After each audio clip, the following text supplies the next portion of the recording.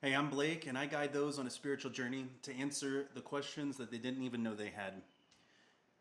The other day, last week, I was working with a client, and an interesting topic came up about communication. The thing about communication is it can be really challenging when it comes to talking to other people.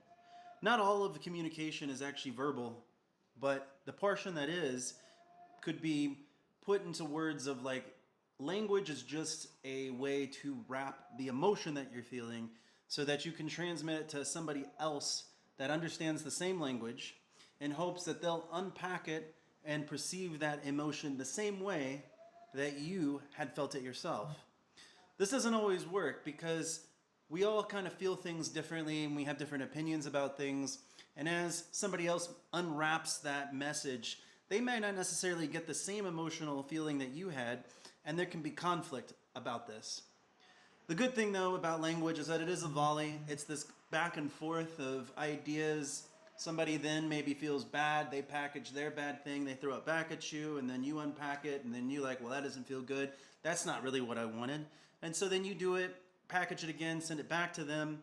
Back and forth, this kind of thing happens.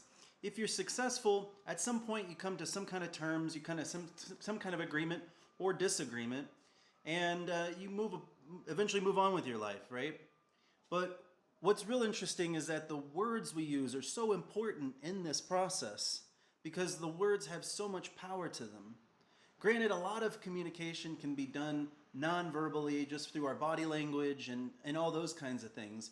But when we're specifically trying to communicate very rapidly and have a lot of deep context into what we feel and what we think, there is this need to have an agreed upon codec that we communicate with, which is language. More specifically, the words that we use within that language become incredibly important because certain words carry certain charges more so than others. This becomes even more important when you're talking to yourself. I am a native English speaker, and I would have to say that probably for the most part, I feel like I think in English most of the time. Sometimes, though, I don't even know that we're necessarily thinking in a language.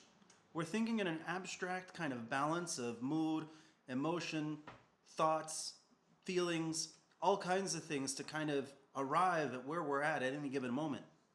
And whenever we're there, we then maybe want to communicate that to people. It's hard sometimes because people will pick up how we're feeling. People will pick up where we're at without saying anything to them. But if you really want to get to the root of it, you have to start using words.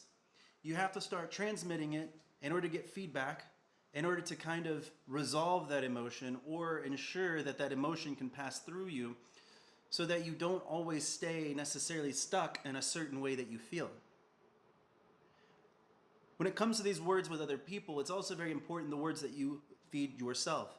Because if you keep sending the same process to yourself with negative words, negative thought, and negative just mindset, you're going to find that you're going to have a real shitty time.